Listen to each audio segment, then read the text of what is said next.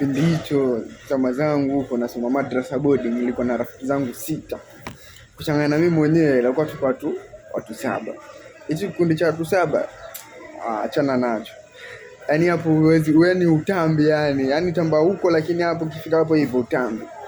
Sasa sisi mtu 7 tulikuwa ile mida jioni, ile muda mazoezi tunaenda ku train karate, physical fit hapo, yani mseo utoshi. Alafu ikifika ile jioni ile usiku ile tunaenda za kupumzika nini, tunaenda ku train kung fu, pure kung fu yani. Wanaojua ni jua. Sasa kuna siku moja tukaitwa parade. Hamisi, Adamu, Suleiman, Musa nini, bakora. Ayuliza kwani uko mfanya nini? Nasikia nyinyi ndio washari. Mlikwenda mlivuka bodi mkaenda mkapigana huko nje. Mimi sijui. After hapo hivyo ndio wale wenzangu wananiambia nini? Tulikwenda basi kuna madogo wengine wakazingua tukawatandika. Sasa unajua mimi ninapigwa na kosa ambalo silijui, lakini wale wengine wajua walikuwa wanataka kufanya nini. Day 2 tukaketi, day 3 hivyo na hivyo. Siku nyingine pia tukaja tukaitwa ofisini. Bakora. Nyamusikii vitu ngumu hivi na hivi. Kwani tushaenda kuharibu tena? Tulipotoka pale wacheka. Wale madogo wale tuwatandika hivi na hivi. Nikasema sasa hapa tunavyoendelea vitakuwa mimi napigwa na mimi sihusiki katika majambo. Nilipocha siku moja pia mimi nitoke niende nikaona huko nje. Kwa nini chanzo gani watu wapigana? Nikatoka na rafiki yangu mmoja aitwa Musa.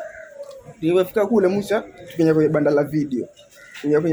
Ile kuingia nini? Musa yule jamaa pale kwenye video kaambia alipe, hakulipa, kamkata kibao. Sasa ile mseo ile ni kuanza nini tiki. Huyu mwanangu Musa amemsha mseo, mimi niingilie. Nikasema hebu acha nitulie kidogo. Unajua hapo wale wengine sipo nao, tuko nao, niko mimi na Musa ngumi. Watu wakaja pale kwenye wale wenye video nini, wakaanza kumuingilia wale wengine ambao kuja kuangalia video ngumi. Mpaka ale maututi. Ndo nikaanza ile mwacheni nini kuzifanya siwaelewa tena.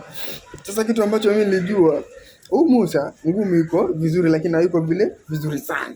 Sasa wategemea ile mbogi. Sasa alijua mimi vile ambavyo niko physical fit, akiangusha msio mimi nita react, lakini mimi nikamwacha. Wanafunzi hapa la kujifunza.